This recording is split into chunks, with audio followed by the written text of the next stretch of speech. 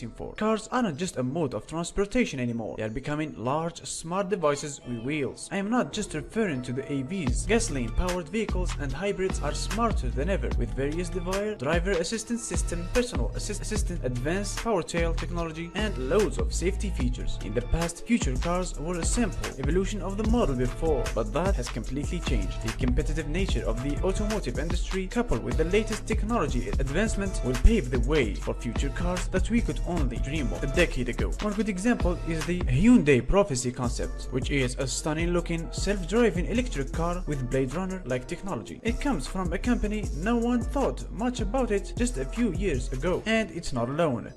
Beginning by number 10, we have 2021 Rivian R1T and R1S. It will be available in 2021, and the base price will be $69,000 for the R1T and $72,500 for the R1S. You might be wondering why it's worth waiting for.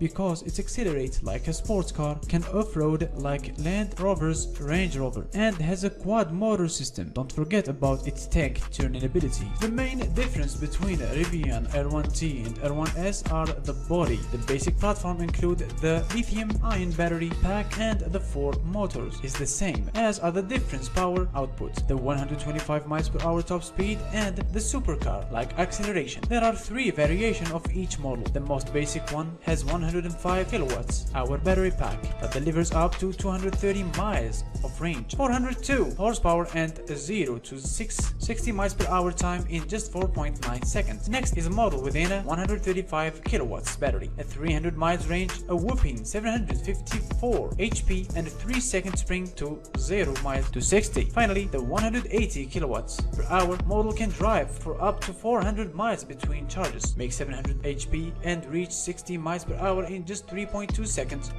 In number 9, we have the 2022 Ferrari Purosangue. It will be available in 2021, and the base price is $350,000. And you might ask, why is it worth waiting for? This is Ferrari's first SUV. What else is there to say? For many years, Ferrari promised it would never do what almost every automaker has done, make an SUV. That's why the Italian firm prefers the term FUV, which stands for Ferrari Utility Vehicles. Regardless, the Ferrari is going to be good-looking, loud, high-tech, and of course, exceptionally quick. We don't expect to find a V12 under the hood, but the hybrid system made up for a twin turbocharged V8 and 1 or more electric motors is likely early. Her estimated output is 700 horsepower, but under the SF90's 986 horse rating. All-wheel drive and adjustable suspension should guarantee at least a smidge of road pros. Visually, the Ferrari will likely borrow a handful of styling cues from the GTC4 loose hatchback.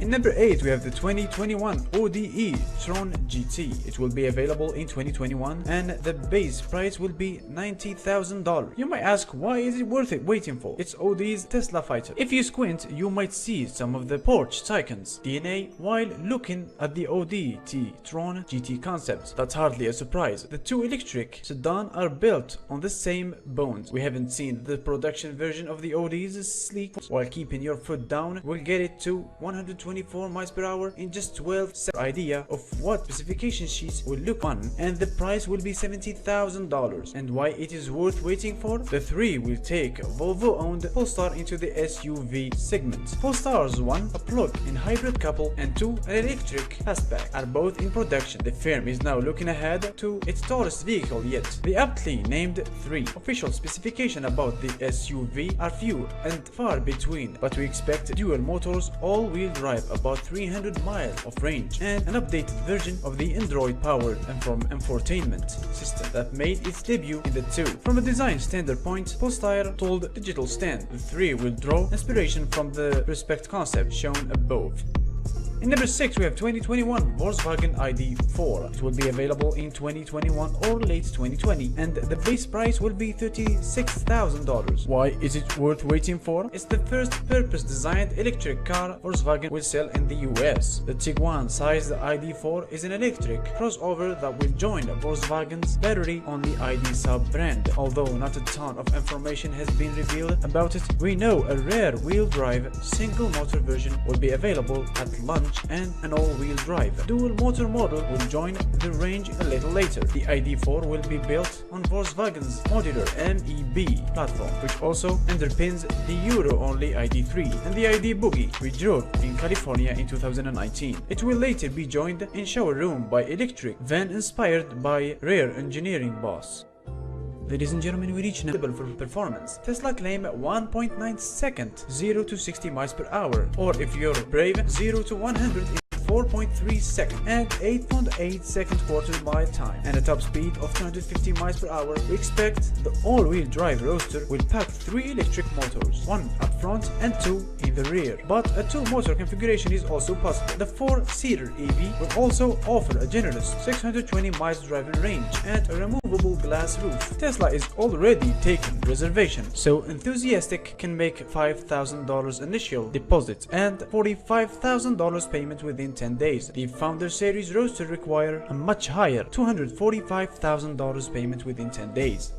In number 4, we have 2021 Volkswagen Golf GTI. It will be available in 2021 and the base price will be $29,000. It will be worth waiting for because it's a hot hatch icon that's practical, fun to drive and affordable. The upcoming 8th generation GTI has more power than its predecessor. This probably answers your first question. It's still powered by turbocharged 2.0 liter 4-cylinder engine, but its output now checks in at 241 HP and 273 lb-ft of torque compared to 228 and 258 respectively. For the outgoing models, Volkswagen makes a 6-speed manual transmission standard, but a 7-speed dual clutch automatic. It's offered at an extra cost. On the tech front, a 10-inch touchscreen for the information system and a 10.2-inch digital instrument cluster help give the interior a model and premium look. Expect slightly more space for people and gear thanks to the 8th generation Golf's larger dimensions. The GTI will go on sale in Europe before it reaches North America. In number 3, we have 2021 BMW i4. It will be available in 2021 and the base price will be $50,000. It will be worth waiting for because this is BMW's answer to the Tesla Model 3. The i4 will be BMW's third i-budget car when it enters production in Munich, Germany in 2021. Its 80 kWh lithium-ion battery pack will be powered with a 530 HP powertrain that will unlock a 3.5-second sprint from 0 to 60 miles per hour. Range will be checked in about 270 miles. We haven't seen the production version yet, but the concept introduced in 2020 gives us an accurate idea of what the model will look like when it lands in showroom. In number 2, we have 2021 Ford Mustang Mach-E. It will be available in 2020 and the base price will be $43,895. It will be worth waiting for because it's Ford's first purpose-designed EV. The sporty looking Mustang Mach-E is an electric crossover, not a sport car, but it's quick, neonless. It will be offered in 5 variations ranging from the entry-level Select to the glass-shaped GT. The range champion will be the rear-wheel drive California Route 1, which will be capable of driving for about 300 miles between charges. Don't let the same fool you. The Mach-E shares nothing with the 2-door Mustang. It's electric and it's packed with cutting-edge tech features like portrait-oriented touchscreen on the center track. In number 1, we have 2021 BMW M3 and M4. It will be available in 2020 and the base price will be $40,000. It will be worth waiting for because it's the latest in the long line of drive-friendly BMW model. Rear-wheel drive and a manual transmission. Yes, please don't worry if that's not for you. And automatic transmission will be also available. All-wheel drive will join the list of options for the first time too. Purists will undoubtedly shun the version, but it will be a little bit quicker than the rear-wheel drive variant. The next generation M3 and its 2-door counterpart the M4 will share their twin turbocharged 3.0 liter straight 6 with the X3M. It makes 473 HP and 442 lb-ft torque in its most basic state of tune and 503 HP in competition. Welcome ਸਲਾਮ ਨਮਸਤੇ ਸਤਿ ਸ਼੍ਰੀ ਅਕਾਲ ਮੈਂ ਤੁਹਾਡਾ host ਦੋਸਤ Jason ਪਠੋਲ ਜੀ ਲੈ ਕੇ ਹਾਜ਼ਰ ਹਾਂ ਇੱਕ ਹੋਰ ਨਵੀਂ ਐਪੀਸੋਡ ਸਾਡੇ ਸ਼ੋਅ ਡਰਾਈਵ ਟਾਈਮ ਦੀ ਸ਼ੁਰੂਆਤ ਕਰਦੇ ਹਾਂ ਸਾਡੇ ਅੱਜ ਦੇ ਸ਼ੋਅ ਦੀ। ਅੱਜ ਦੇ ਸ਼ੋਅ ਵਿੱਚ ਅਸੀਂ ਬੜੀਆਂ ਹੀ ਦਿਲਚਸਪ ਚੀਜ਼ਾਂ ਲੈ ਕੇ ਹਾਜ਼ਰ ਹਾਂ ਤੁਹਾਡੇ ਲਈ। ਅੱਜ ਤੁਹਾਨੂੰ ਅਸੀਂ ਰੂਬਰੂ ਕਰਾਵਾਂਗੇ ਵਰਲਡ ਦੀਆਂ 5 ਜੋ ਕਿ ਮੋਸਟ ਐਕਸਪੈਂਸਿਵ ਕਾਰਾਂ ਨੇ ਚਲੋ ਜੀ शुरुआत करते हैं। साडी लिस्ट ਦੇ ਵਿੱਚ ਸਭ ਤੋਂ ਪਹਿਲਾਂ है Bugatti La Voiture जो कि 19 मिलियन डॉलर ਦੀ ਕਾਰ है। ਇਹ ਕਾਰ जो कि बड़ी ही स्पैसिफिक तौर ਨਾਲ ਬਣਾਈ ਜਾਂਦੀ ਹੈ ਤੇ ਇਸ ਕਾਰ ਨੂੰ ਜੋ ਹੈ ਉਹ ਇੱਕ ਪ੍ਰੀ ਆਰਡਰ ਦੇ ਉੱਤੇ ਤਿਆਰ ਕੀਤਾ ਜਾਂਦਾ ਹੈ। ਇਸ ਦੇ ਸਪੈਕ ਕੁਝ ਇਸ ਤਰ੍ਹਾਂ ਨੇ ਕਿ ਇਹ 8.0 ਇੰਜਨ ਸਾਈਜ਼ ਹੈ ਇਸ ਦਾ। ਇੱਕ ਕੁਆਡ ਟਰਬੋ ਦੇ ਵਿੱਚ ਆਉਂਦੀ ਹੈ। ਕੁਆਡ ਟਰਬੋ ਮੀਨਸ ਕਿ ਈਚ ਸਾਈਡ ਜੋ ਹੈ ਬੈਂਕ ਹੈ ਸਿਲੰਡਰਸ ਦੀ ਉਹਦੇ ਉੱਤੇ 2 ਟਰਬੋਜ਼ ਲੱਗੇ ਨੇ, ਸੋ ਇਸ ਦੇ ਵਿੱਚ 4 ਟਰਬੋਜ਼ ਨੇ। ਇਹ 16 ਸਿਲੰਡਰ ਦੇ ਵਿੱਚ ਆਉਂਦੀ ਹੈ ਤੇ ਇਸ ਦਾ ਟਰਾਂਸਮਿਸ਼ਨ ਜੋ ਕਿ 7 ਸਪੀਡ ਡਿਊਲ ਕਲਚ ਹੈ ਤੇ ਇਸ ਦੀ ਹਾਰਸ ਪਾਵਰ 1500 ਹਾਰਸ ਪਾਵਰ ਹੈ। ਟੋਰਕ ਜੋ ਕਿ 1180 ਫੁੱਟ ਪਾਉਂਡ ਹੈ। ਇਹ 0 to 60 ਅੰਡਰ 3 ਸੈਕਿੰਡ ਹੈ ਤੇ ਇਸ ਦੀ ਕੁਆਰਟਰ ਮਾਈਲ ਜੋ ਹੈ ਉਹ ਅੰਡਰ 10 ਸੈਕਿੰਡ ਹੈ।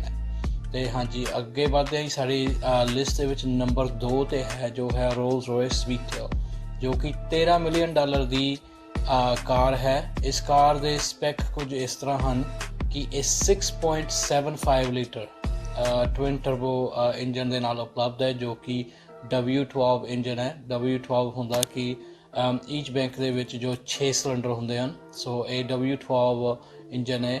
ਇਹ 453 ਹਾਰਸ ਪਾਵਰ ਦੇ ਨਾਲ ਉਪਲਬਧ ਹੈ ਤੇ 531 ਪਾਉਂਡ ਫੁੱਟ ਟੋਰਕ ਹੈ ਇਸ ਦੀ ਜੋ ਕਿ ਇਸ ਦੀ ਟਾਪ ਸਪੀਡ 150 ਮਾਈਲਸ ਪਰ ਆਵਰ ਹੈ। ਇਸ ਕਾਰ ਨੂੰ ਜੋ ਕਿ ਬੜੀ ਹੀ ਲਗਜ਼ਰੀ ਤੇ ਸਪੋਰਟਸ ਦੇ ਵਜੋਂ ਜਾਣਿਆ ਜਾਂਦਾ ਹੈ। ਵੱਧਦੇ ਜੀ ਸਾਡੀ ਅਗਲੀ ਕਾਰ ਜੋ ਕਿ ਨੰਬਰ 3 ਤੇ ਆਉਂਦੀ ਹੈ Bugatti ਸੈਂਟੋਡੀਚੀ ਜੋ ਕਿ 8.9 ਮਿਲੀਅਨ ਡਾਲਰ ਦੀ ਕਾਰ ਹੈ। ਸੌਕਰ ਦਾ ਬੜਾ ਹੀ ਮਸ਼ਹੂਰ ਪਲੇਅਰ ਕ੍ਰਿਸਟੀਆਨੋ ਰੋਨਾਲਡੋ ਜੋ ਕਿ ਮੰਨੇ ਪ੍ਰਮੰਨੇ ਸੌਕਰ ਪਲੇਅਰ ਹਨ, ਉਹ ਵੀ ਇਸ ਕਾਰ ਨੂੰ ਓਨ ਕਰਦੇ ਹਨ ਕਿਉਂਕਿ ਇਹ 9 ਮਿਲੀਅਨ ਡਾਲਰ ਦੀ ਕਾਰ ਹੈ। ਇਹ ਕਾਰਾਂ ਸਿਰਫ ਕੁਝ ਹੀ ਕਾਰਾਂ ਹਨ ਜੋ ਪੂਰੇ ਵਰਲਡ ਦੇ ਵਿੱਚ ਉਪਲਬਧ ਹਨ। ਇਸ ਕਾਰ ਦੇ ਕੁਝ ਸਪੈਕਸ ਇਸ ਤਰ੍ਹਾਂ ਹਨ ਕਿ ਇਸ ਦਾ ਇੰਜਨ ਹੈ ਜੋ ਦੂਸਰੀ Bugatti ਦੀ ਤਰ੍ਹਾਂ 8.0 16 ਸਿਲੰਡਰ W16 ਸਿਲੰਡਰ ਇੰਜਨ ਹੈ। ਕੁਆਡ ਟਰਬੋ ਦੇ ਨਾਲ ਹੀ ਉਪਲਬਧ ਹੈ ਜੋ ਕਿ ਅਸੀਂ ਤੁਹਾਨੂੰ ਨੰਬਰ 1 ਤੇ ਜੋ 19 ਮਿਲੀਅਨ ਡਾਲਰ ਦੀ Bugatti ਦਾ ਦਿਖਾਇਆ ਸੀਗਾ। ਤੇ ਇਸ ਦਾ ਜੋ ਟਰਾਂਸਮਿਸ਼ਨ ਹੈ ਉਹ ਵੀ ਸੇਮ ਹੀ ਹੈ ਜੋ ਕਿ 7 ਸਪੀਡ ਡਿਊਲ ਕਲਚ ਟਰਾਂਸਮਿਸ਼ਨ ਹੈ। ਇਸ ਦੀ ਹਾਰਸ ਪਾਵਰ ਵੀ ਸੇਮ ਹੀ ਹੈ ਜੋ ਕਿ 1500 ਹਾਰਸ ਪਾਵਰ ਹੈ ਤੇ ਜੋ ਕਿ ਟੋਰਕ ਹੈ ਉਹ 1180 ਫੁੱਟ ਪਾਉਂਡ ਹੈ। ਇਹ 0 to 60 3 ਸੈਕਿੰਡਸ ਦੇ ਵਿੱਚ ਹੀ ਕਰਦੀ ਹੈ ਤੇ ਇਸ ਦਾ ਕੁਆਰਟਰ ਮਾਈਲ ਵੀ ਅੰਡਰ 10 ਸੈਕਿੰਡ ਹੀ ਹੈ। ਅੱਗੇ ਵਧਦੇ ਹਾਂ ਜੀ ਨੰਬਰ 4 ਤੇ। ਨੰਬਰ 4 ਦੇ ਉੱਤੇ ਸਾਡੇ ਕੋਲ ਹੈਗੀ ਆ ਜੀ ਮਰਸੀਡੀਜ਼ ਮੇਬੈਕ ਜੋ ਕਿ 12 ਮਿਲੀਅਨ ਡਾਲਰ ਦੀ ਇਹ ਕਾਰ ਹੈ।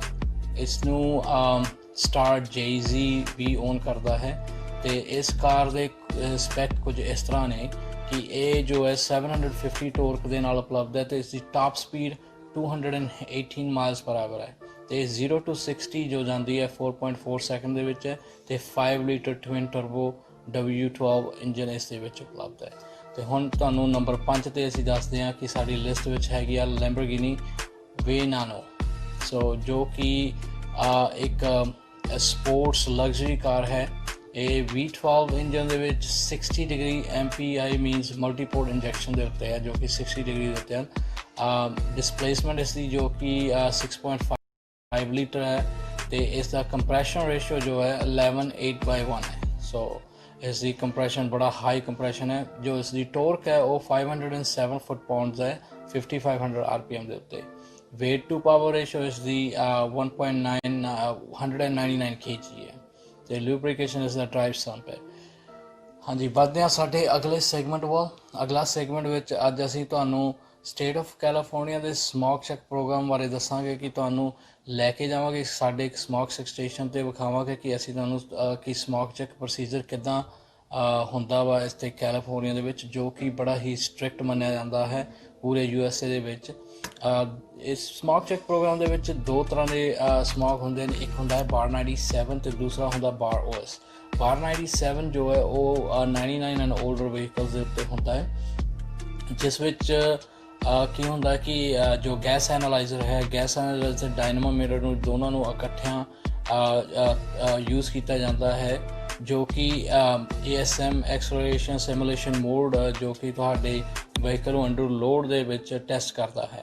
ASM ਤੇ ਇੱਕ ਹੋਰ ਟੈਸਟ ਹੁੰਦਾ ਹੈ ਜਿਸ ਨੂੰ ਕਿ 2 ਸਪੀਡ ਆਈਡਲ ਟੈਸਟ TSI ਵੀ ਕਹਿੰਦੇ ਹਨ ਜੋ ਕਿ ਮੈਂ ਤੁਹਾਨੂੰ ਥੋੜ੍ਹਾ ਵਿਸਤਾਰ 'ਚ ਦੱਸ ਦਿੰਦਾ, ਕਿਉਂਕਿ ਕੈਲੀਫੋਰਨੀਆ ਦੇ ਵਿੱਚ 2 ਏਰੀਆਜ਼ ਹੁੰਦੇ ਹਨ, ਇੱਕ ਬੇਸਿਕ ਏਰੀਆ ਹੁੰਦਾ ਹੈ ਅਤੇ ਇੱਕ ਹੁੰਦਾ ਹੈ ਐਨਹੈਂਸਡ ਏਰੀਆ। ਬੇਸਿਕ ਏਰੀਆ ਬੇਸਿਕਲੀ ਜਿੱਥੇ ਇਹ ਜੋ ASM ਮੋਡ ਟੈਸਟਿੰਗ ਹੁੰਦੀ ਆ ਉਹ ਇਹ ਟੈਸਟਿੰਗ ਨਹੀਂ ਹੁੰਦੀ, ਕਿਉਂਕਿ ਉੱਥੇ ਡਾਇਨੋ ਦੀ ਜ਼ਰੂਰਤ ਨਹੀਂ ਹੁੰਦੀ, ਤਾਂ ਉੱਥੇ 2 ਸਪੀਡ ਆਈਡਲ ਟੈਸਟ ਹੀ ਹੁੰਦਾ ਹੈ। ਅਤੇ ਜੋ ਐਨਹੈਂਸਡ ਏਰੀਆ ਹਨ ਉਹ ਹੁੰਦੇ ਹਨ ਜਿੱਥੇ ਕਿ ਡਾਇਨੋ ਵਗੈਰਾ ਦੀ ਟੈਸਟਿੰਗ ਹੁੰਦੀ ਹੈ, ਤਾਂ ਕਿ ਤੁਹਾਡੀ ਗੱਡੀ ਨੂੰ ਅੰਡਰਲੋਡ ਉਹ ਟੈਸਟਿੰਗ ਕਰਦੇ ਹਨ।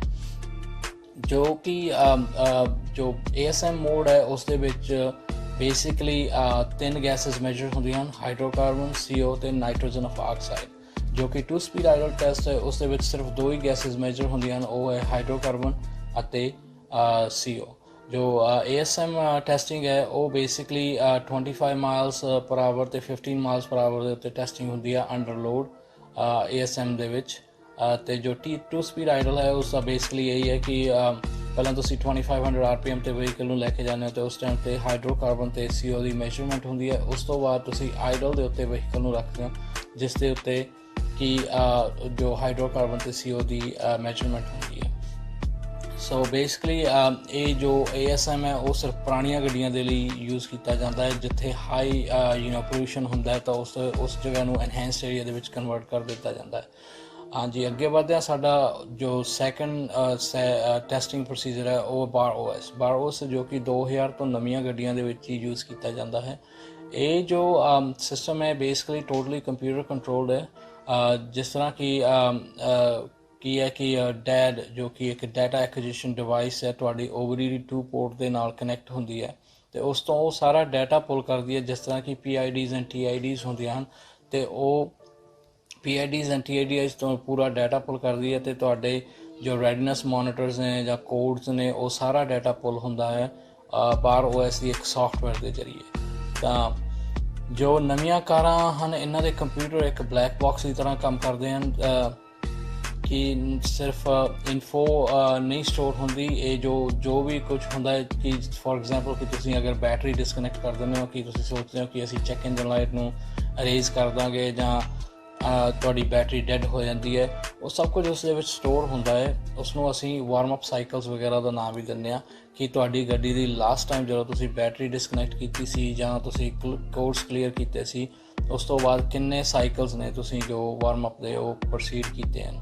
ਇਹ ਸਾਰਾ ਡਾਟਾ ਹੈ ਜੋ ਇਹ ਬਾਰ OS ਦੇ ਜ਼ਰੀਏ ਪੁੱਲ ਕੀਤਾ ਜਾਂਦਾ ਹੈ ਅਤੇ ਉਸ ਦੇ ਬੇਸਿਸ ਦੇ ਉੱਤੇ ਤੁਹਾਨੂੰ ਪਾਸ ਜਾਂ ਫੇਲ ਦੀ ਜੋ ਹੈ ਰਿਪੋਰਟ ਮਿਲਦੀ ਹੈ। ਐਮਿਸ਼ਨ ਡੀਕਾਲਸ ਹੁੰਦੀਆਂ ਹਨ, ਹਰ ਇੱਕ ਵਹੀਕਲ ਦੇ ਉੱਤੇ ਹੁੰਦੀਆਂ ਹਨ, ਜੋ ਕਿ ਅੰਡਰਹੁੱਡ ਲੈਵਲ ਦੇ ਉੱਤੇ ਹੁੰਦੀ ਹੈ, ਜਿਸ ਵਿੱਚ ਕਿ ਡਿਸਕ੍ਰਾਈਬ ਕੀਤਾ ਹੁੰਦਾ ਹੈ ਕਿ ਵਹੀਕਲ ਦੇ ਵਿੱਚ ਕਿਹੜੇ ਕੰਪੋਨੈਂਟਸ ਨੇ ਜੋ ਐਮਿਸ਼ਨ ਦੇ ਨੇ, ਜਿਸ ਤਰ੍ਹਾਂ ਕਿ ਕੈਲਾ ਕਨਵਰਟਰ ਹੋ ਗਿਆ, EGR ਹੋ ਗਿਆ, ਟਰਬੋ ਇਕਵਿਪਡ ਹੈਗੀ ਹੈ ਕਿ ਨਹੀਂ, ਜਿਸ ਤਰ੍ਹਾਂ ਕਿ ਇੰਟਰਕੂਲਰਸ ਹੁੰਦੇ ਹਨ ਵਹੀਕਲਸ ਦੇ ਉੱਤੇ ਉਹ ਹੈ।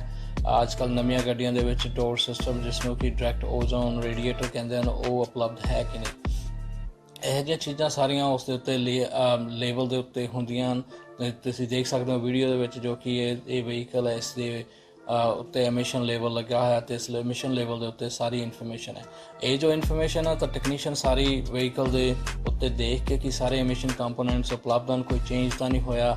ਅਗਰ for example Kaila converter change ਹੋਇਆ, ਆਫਟਰ ਮਾਰਕੀਟ ਕੈਲਾ ਕਨਵਰਟਰ ਉਹ ਕੈਲੀਫੋਰਨੀਆ ਸਟੇਟ ਤੋਂ ਅਪਰੂਵਡ ਹੈ, ARB ਤੋਂ ਅਪਰੂਵਡ ਉਸਦਾ EO ਨੰਬਰ ਕਰੈਕਟ ਹੈ, ਉਹ ਸਭ ਕੁਛ ਦੇਖ ਕੇ ਉਹ ਮਸ਼ੀਨ ਦੇ ਵਿੱਚ ਇਨਪੁਟ ਭਰਦਾ ਹੈ ਤਾਂ ਇਸ ਤੋਂ ਬਾਅਦ ਤੁਹਾਡੇ ਜੋ ਰਿਜ਼ਲਟਸ ਨੇ ਉਹ ਆਉਂਦੇ ਹਨ। ਤਾਂ ਜਦੋਂ ਹੀ ਰਿਜ਼ਲਟਸ ਆਉਂਦੇ ਹਨ ਤਾਂ ਜੋ ਸਰਟੀਫਿਕੇਟ ਉਹ ਆਟੋਮੈਟਿਕਲੀ, ਕਿਉਂਕਿ ਮਸ਼ੀਨਾਂ ਡਾਇਰੈਕਟਲੀ ਕਨੈਕਟ ਹੁੰਦੀਆਂ ਹਨ DMV ਦੇ ਨਾਲ, ਤਾਂ ਇਸ਼ੂ ਕਰ ਦਿੰਦੇ ਹਨ ਸਰਟੀਫਿਕੇਟ, ਅਤੇ ਤੁਸੀਂ ਸਿਰਫ ਕੰਜ਼ਿਊਮਰ ਨੂੰ ਸਰਟੀਫਿਕੇਟ ਪ੍ਰਿੰਟ ਕਰਕੇ ਦੇ ਦਿੰਦੇ ਹੋ। ਸਮੋਗ ਚੈੱਕ ਦੇ ਵਿੱਚ ਇੱਕ ਮੈਂ ਸੁਜੈਸ਼ਨ ਦੇਣੀ ਜ਼ਰੂਰ ਚਾਹਾਂਗਾ ਤੁਹਾਨੂੰ ਕਿ ਅਗਰ ਤੁਹਾਡੇ ਕੋਲ 2000 ਤੋਂ ਨਵੀਆਂ ਕਾਰਾਂ ਨੇ ਤਾਂ ਤੁਹਾਡੀ ਚੈੱਕ ਇੰਜਨ ਲਾਈਟ ਔਨ ਹੈ ਤਾਂ ਉਸ ਨੂੰ ਜ਼ਰੂਰ ਫਿਕਸ ਕਰਵਾਓ, ਕਿਉਂਕਿ ਚੈੱਕ ਇੰਜਨ ਲਾਈਟ ਹੈ ਜੋ ਉਹ ਤੁਹਾਡੇ ਕੈਲਾ ਕਨਵਰਟਰ ਨੂੰ ਬੜਾ ਹੈਲਪ ਕਰਦੀ ਹੈ ਲੌਂਗ ਲਾਸਟਿੰਗ ਰਨ ਦੇ ਲਈ, ਕਿਉਂਕਿ ਜੋ ਮੇਨ ਮੰਤਵ ਹੁੰਦਾ ਹੈ ਚੈੱਕ ਇੰਜਨ ਲਾਈਟ ਦਾ ਉਹ ਸਿਰਫ ਤੁਹਾਡੇ ਕੈਲਾ ਕਨਵਰਟਰ ਨੂੰ ਪ੍ਰੋਟੈਕਟ ਕਰਨਾ ਹੁੰਦਾ ਹੈ। ਅਤੇ ਇਸ ਕਰਕੇ ਜੇ ਕਦੇ ਵੀ ਚੈੱਕ ਇੰਜਨ ਲਾਈਟ ਔਨ ਹੁੰਦੀ ਹੈ ਤਾਂ ਉਸ ਨੂੰ ਇਗਨੋਰ ਨਾ ਕਰੋ, ਉਸ ਨੂੰ ਜ਼ਰੂਰ ਆਪਣੇ ਟੈਕਨੀਸ਼ੀਅਨ ਕੋਲ ਲਿਜਾ ਕੇ ਉਸ ਨੂੰ ਚੈੱਕ ਕਰਵਾਓ ਕਿ ਉਹ ਚੈੱਕ ਇੰਜਨ ਲਾਈਟ ਕਿਸ ਕਾਰਨ ਆਉਣਾ ਹੈ। ਫੋਰ ਐਗਜ਼ਾਮਪਲ ਅਗਰ ਤੁਹਾਡੀ ਗੱਡੀ ਦੇ ਵਿੱਚ ਮਿਸਫਾਇਰ ਹੈ, ਮਿਸਫਾਇਰ ਮੇਨ ਕਾਰਨ ਹੁੰਦਾ ਹੈ ਕਿ ਜੋ ਕੈਲਾ ਕਨਵਰਟਰ ਨੂੰ ਡੈਮੇਜ ਕਰਦਾ ਹੈ। ਹਾਂਜੀ, ਵੱਧਦੇ ਹਾਂ ਸਾਡੇ ਅਗਲੇ ਸੈਗਮੈਂਟ 'ਤੇ ਜੋ ਕਿ QA ਹੈ। ਪਹਿਲਾ ਕੁਐਸਚਨ ਹੈ ਸਾਨੂੰ ਵੈਨਕੂਵਰ ਤੋਂ ਸੈਂਡੀ ਨੇ ਭੇਜਿਆ ਹੈ मैंने भेजा कि भाजी I bought a car 2 years ago and got into accident. Now when I try to purchase another car, they're asking me $10,000 because I own more on the car than the value. Any suggestions on this? Sandy, it depends on how much you are upside down on the car. My suggestion will be don't go buy a new car, because if you're going to go buy a new car, you're going to be more upside down. So it depends on it, how much is your payoff, on the loan or the vehicle. So I would suggest, if you're going to look for it, look for a loaner vehicle. Loaner vehicles usually, they are on pretty good discounted rates, so that will cover some of your negative equity on there. So I would suggest you to go check out some loaner vehicles. That's the first advice. The second, if you can find a lease. Sometimes, when you try to lease a car, they'll cover most of your negative equity and you'll be out of the negative equity in 3 years of a lease. But it all depends on it, ਕਿ ਤੁਸੀਂ ਕਿੰਨੀ drive ਕਰਦੇ ਹੋ. ਅਗਰ ਤੁਹਾਡੀ driving ਬਹੁਤ ਜ਼ਿਆਦਾ ਹੈ ਤਾਂ lease is not an option for you. Third, I would suggest ਕਿ ਜਿਸ ਤਰ੍ਹਾਂ ਸਾਡੇ ਸਹਿਯੋਗੀ ਹਨ ਸੁਖੀ ਬੈਤ ਮੋਟਰਸ, ਆਪਣੇ ਵੈਨਕੂਵਰ ਦੇ ਵਿੱਚ, ਤੁਸੀਂ ਉਹਨਾਂ ਨਾਲ ਵੀ ਰਾਬਤਾ ਕਰੋ, ਕਿਉਂਕਿ ਉਹ ਬੜੇ ਮਾਹਿਰ ਹਨ. ਉਹਨਾਂ ਦੀ ਆਪਣੀ ਜੋ ਹੈ ਫਾਈਨੈਂਸਿੰਗ ਕੰਪਨੀ ਹੈ, ਤਾਂ ਤੁਹਾਨੂੰ ਜ਼ਰੂਰ ਕੁਛ ਨਾ ਕੁਛ ਇਸ ਵਿੱਚ ਸੁਜੈਸ਼ਨ ਦੇਣਗੇ ਅਤੇ ਉਹਨਾਂ ਨਾਲ ਜ਼ਰੂਰ ਸਾਡਾ ਨਾਂ ਲੈ ਕੇ ਤੁਸੀਂ ਰਾਬਤਾ ਕਰ ਸਕਦੇ ਹੋ. ਅਗਲਾ ਕੁਐਸਚਨ ਹੈ ਜੀ ਸਾਨੂੰ ਯੂਬਾ ਸਿਟੀ ਤੋਂ ਸੁਖੀ ਵੱਲੋਂ ਆਇਆ, ਭਾਜੀ ਮੈਂ ਡੀਜ਼ਲ ਵੋਕਸਵੈਗਨ ਲਈ ਸੀ ਅਤੇ ਹੁਣ ਉਹ ਪਾਸ ਨਹੀਂ ਹੁੰਦੀ, ਕੋਈ ਸੁਝਾਅ? ਵੋਕਸਵੈਗਨ ਦੀਆਂ ਗੱਡੀਆਂ ਜੋ ਕਿ ਹੁਣੇ ਜੋ ਇਹਨਾਂ ਦਾ ਇੱਕ ਸਕੈਂਡਲ ਹੋਇਆ ਸੀ ਕਿ ਇਹਨਾਂ ਦੀਆਂ ਵਹੀਕਲਸ ਗੱਡੀਆਂ ਜਿਹੜੀਆਂ ਸੀਗੀਆਂ ਉਹ ਐਮਿਸ਼ਨਸ ਨੂੰ ਚੀਟ ਕਰਦੀਆਂ ਸਨ, ਉਸ ਦੇ ਟਾਈਮ 'ਤੇ ਵੋਕਸਵੈਗਨ ਨੇ ਇੱਕ ਕਮਿਟਮੈਂਟ ਕੀਤੀ ਸੀ ਕਿ ਉਹ ਸਾਰੀਆਂ ਗੱਡੀਆਂ ਫਿਕਸ ਕਰਕੇ ਦੇਣਗੇ ਜਾਂ ਉਹ ਗੱਡੀਆਂ ਵਾਪਸ ਲੈ ਲੈਣਗੇ. ਸੋ ਤੁਹਾਨੂੰ ਇਸ ਵਿੱਚ ਕੁਛ ਇੰਨਾ ਜ਼ਿਆਦਾ ਹੋਣ ਦੀ ਜ਼ਰੂਰਤ ਨਹੀਂ ਕਿ ਤੁਸੀਂ ਵੋਕਸਵੈਗਨ ਡੀਲਰ ਕੋਲ ਲੈ ਕੇ ਜਾਓ. ਉਹ ਤੁਹਾਨੂੰ ਸਾਰੇ ਜੋ ਰਿਪੇਅਰਸ ਨੇ ਉਹ ਫਿਕਸ ਕਰਕੇ ਦੇਣਗੇ, ਕਿਉਂਕਿ ਤੁਹਾਡੀ ਗੱਡੀ ਅੰਡਰ ਵਾਰੰਟੀ ਹੈ. ਅਗਰ ਤੁਸੀਂ ਫਿਰ ਵੀ ਨਹੀਂ ਸੈਟਿਸਫਾਈ ਤਾਂ ਤੁਸੀਂ ਆਪਣੀ ਗੱਡੀ ਵਾਪਸ ਵੀ ਦੇ ਸਕਦੇ ਹੋ. ਤਾਂ ਜ਼ਰੂਰ ਆਪਣੀ ਰਾਬਤਾ ਕਰੋ ਵੋਕਸਵੈਗਨ ਡੀਲਰਸ਼ਿਪ ਦੇ ਨਾਲ, ਤਾਂ ਕਿ ਉਹ ਤੁਹਾਨੂੰ ਇਸ ਵਾਰੰਟੀ ਬਾਰੇ ਦੱਸਣ, ਸਪੈਸ਼ਲੀ ਡੀਜ਼ਲ ਕਾਰਾਂ ਦਾ, ਕਿਉਂਕਿ ਉਹਨਾਂ ਨੇ ਉਹ ਵਾਰੰਟੀ ਸਭ ਕੁਛ ਕਵਰ ਹੈ. ਅਗਲਾ ਕੁਐਸਚਨ ਹੈ ਸਾਨੂੰ ਸੈਮ ਨੂੰ ਮਰੀਨਾ ਵੈਲੀ ਤੋਂ ਭੇਜਿਆ. He's got a Dodge Challenger. He wants to put a wider tires. Any suggestion? My suggestion will be yes, you can do it, but it all depends ਕਿ ਤੁਹਾਡਾ ਜੋ ਫੈਂਡਰ ਦੀ width ਹੈ ਉਹ ਕਿੰਨੀ ਹੈ. ਕਿਉਂਕਿ ਕੀ ਹੁੰਦਾ ਕਿ ਪਿਛਲੇ ਟਾਇਰਾਂ ਦੇ ਨਾਲ ਕੋਈ ਪ੍ਰੋਬਲਮ ਨਹੀਂ ਹੁੰਦੀ, ਪਰ ਅਗਲੇ ਟਾਇਰਾਂ ਦੀ ਪ੍ਰੋਬਲਮ ਇਹ ਹੁੰਦੀ ਹੈ ਕਿ ਜਦੋਂ ਤੁਸੀਂ ਟਰਨ ਕਰਦੇ ਹੋ ਤਾਂ ਜੋ ਫੈਂਡਰ ਆ ਕੇ ਟਾਇਰ ਦੇ ਨਾਲ ਟੱਚ ਹੋਣ ਲੱਗ ਜਾਂਦਾ ਹੈ, ਜਿਸ ਕਰਕੇ ਤੁਸੀਂ ਫੈਂਡਰ ਨੂੰ ਰਬ ਆਫ ਕਰਦੇ ਹੋ ਅਤੇ ਜਾਂ ਤੁਹਾਡਾ ਟਾਇਰ ਡੈਮੇਜ ਹੋ ਜਾਂਦਾ. ਮੋਸਟ ਕੇਸਿਸ ਦੇ ਵਿੱਚ ਕੀ ਹੁੰਦਾ ਕਿ ਤੁਹਾਨੂੰ ਸਪੇਸਰਸ ਪਾਉਣੇ ਪੈਂਦੇ ਆ, ਪਰ ਇਹ ਡਿਪੈਂਡਸ ਕਿ ਅਗਰ ਤੁਹਾਡੀ ਸਟਾਕ ਹਾਈਟ ਹੈ ਉਸ ਚੈਲੰਜਰ ਦੇ ਉੱਤੇ ਤਾਂ ਮੋਸਟ ਲਾਈਕਲੀ ਫਰੋਮ ਮੇਰੇ ਪੁਆਇੰਟ ਆਫ ਵਿਊ ਜਿੰਨੀਆਂ ਵੀ ਮੈਂ ਚੈਲੰਜਰਸ ਦੇਖੀਆਂ ਨੇ, ਤੁਸੀਂ ਵਾਈਡਰ ਟਾਇਰ ਜ਼ਰੂਰ ਪਾ ਸਕਦੇ ਹੋ, ਪਰ ਤੁਸੀਂ ਹਾਈਟ ਨਹੀਂ ਉਸਦੀ ਜ਼ਿਆਦਾ ਕਰ ਸਕਦੇ. ਅਗਰ ਹਾਈਟ ਕਰਨੀ ਤਾਂ ਤੁਹਾਨੂੰ ਸਪੇਸਰਸ ਪਾਉਣੇ ਪੈਣੇ ਆ ਜਾਂ ਕੋਇਲ ਓਵਰਸ ਲੈ ਕੇ ਤੁਹਾਨੂੰ ਹਾਈਟ ਐਡਜਸਟਮੈਂਟ ਕਰਨੀ ਪੈਣੀ ਆ ਉਸਦੀ. ਤਾਂ ਹਾਂਜੀ ਜ਼ਰੂਰ ਤੁਸੀਂ from what I think, yeah, yes, you can put a wider tires on. ਇਹ ਤਾਂ ਸਨ ਜੀ ਅੱਜ ਦੇ ਸ਼ੋਅ ਦੇ ਵਿੱਚ ਸਾਡੇ ਕੁਝ ਸੁਝਾਅ, ਕੁਝ ਚੀਜ਼ਾਂ ਜੋ ਅਸੀਂ ਤੁਹਾਨੂੰ ਦੱਸੀਆਂ ਨੇ. ਅਗਲੇ ਸ਼ੋਅਜ਼ ਦੇ ਵਿੱਚ ਅਸੀਂ ਕੁਝ ਹੋਰ ਨਵਾਂ ਚੀਜ਼ ਲੈ ਕੇ ਆਵਾਂਗੇ. ਅਤੇ ਇਸ ਸ਼ੋਅ ਨੂੰ ਸਾਡੇ ਨੂੰ ਸਪੋਂਸਰ ਕੀਤਾ ਹੈ ਜੀ ਕੈਵਨ ਆਟੋ ਗੈਲਰੀ ਨੇ ਅਤੇ ਕੈਵਨ ਆਟੋ ਪਾਰਟੀ ਨੇ. ਅਸੀਂ ਉਹਨਾਂ ਦੇ ਧੰਨਵਾਦੀ ਹਾਂ. ਅਤੇ ਆਲਸੋ ਸਾਡੇ ਸ਼ੋਅ ਨੂੰ ਸਪੋਂਸਰ ਕੀਤਾ ਹੈ ਜੀ ਮਸਾਲਾ ਟਵਿਸਟ ਆਕਸਨਰਡ ਨੇ, ਅਤੇ ਅਸੀਂ ਉਹਨਾਂ ਦੇ ਵੀ ਧੰਨਵਾਦੀ ਹਾਂ. ਅਤੇ ਤੁਸੀਂ ਜ਼ਰੂਰ ਅਗਰ ਤੁਸੀਂ ਇਸ ਏਰੀਏ ਦੇ ਵਿੱਚ ਹੋ ਆਕਸਨਰਡ ਦੇ ਵਿੱਚ ਤਾਂ ਜ਼ਰੂਰ ਆਪਣੇ ਮਸਾਲਾ ਟਵਿਸਟ ਦੇ ਉੱਤੇ ਰੁਕ ਕੇ ਜਾਓ. ਅਤੇ ਅਗਰ ਤੁਹਾਨੂੰ ਕੋਈ ਵੀ ਇਸ਼ੂ ਹੈ ਕਿ ਅਗਰ ਤੁਹਾਡੀ ਗੱਡੀ ਦਾ ਕੋਈ ਐਕਸੀਡੈਂਟ ਹੋ ਜਾਂਦਾ ਹੈ ਜਾਂ ਤੁਸੀਂ ਸੈਮੀ ਟਰੱਕ ਚਲਾਉਂਦੇ ਹੋ, ਤੁਹਾਡੇ ਟਰੱਕ ਦਾ ਕੋਈ ਐਕਸੀਡੈਂਟ ਹੋ ਜਾਂਦਾ ਹੈ, ਤਾਂ ਜ਼ਰੂਰ ਕੈਵਨ ਆਟੋ ਬਾਡੀ ਦੇ ਨਾਲ ਰਾਬਤਾ ਕਰੋ. ਬੜੀਆਂ ਅੱਛੀਆਂ ਪ੍ਰਾਈਸਿਸ ਨੇ ਅਤੇ ਉਹ ਬੜੇ ਹੀ ਤਰੀਕੇ ਦੇ ਨਾਲ ਤੁਹਾਡੀਆਂ ਗੱਡੀਆਂ ਜੋ ਫਿਕਸ ਕਰਦੇ ਹਨ. ਤਾਂ ਅੱਜ ਦੇ ਸ਼ੋਅ ਦੇ ਲਈ ਬਸ ਇੰਨਾ ਹੀ. ਆਪਣੇ ਸੁਝਾਅ ਸਾਨੂੰ ਜ਼ਰੂਰ ਲਿਖ ਕੇ ਭੇਜੋ, ਆਪਣੇ ਸੁਝਾਅ ਸਾਨੂੰ ਭੇਜਦੇ ਰਹੋ. ਈਮੇਲ ਕਰ ਸਕਦੇ ਹੋ, ਕੁਐਸਚਨਸ ਈਮੇਲ ਕਰ ਸਕਦੇ ਹੋ, ਤੁਸੀਂ ਆਪਣੀ ਵੀਡੀਓ ਬਣਾ ਕੇ ਭੇਜ ਸਕਦੇ ਹੋ. ਸਾਡਾ ਈਮੇਲ ਐਡਰੈਸ ਹੈ drivetime@cktimetv.com ਅਤੇ ਸਾਨੂੰ ਤੁਸੀਂ ਫੇਸਬੁੱਕ ਜਾਂ YouTube ਦੇ ਉੱਤੇ ਵੀ ਕੰਟੈਕਟ ਕਰ ਸਕਦੇ ਹੋ. ਅੱਜ ਦੇ ਸ਼ੋਅ ਦੇ ਲਈ ਬਸ ਇੰਨਾ ਹੀ. ਸਾਨੂੰ ਦਿਓ ਇਜਾਜ਼ਤ. ਸਤਿ ਸ਼੍ਰੀ ਅਕਾਲ.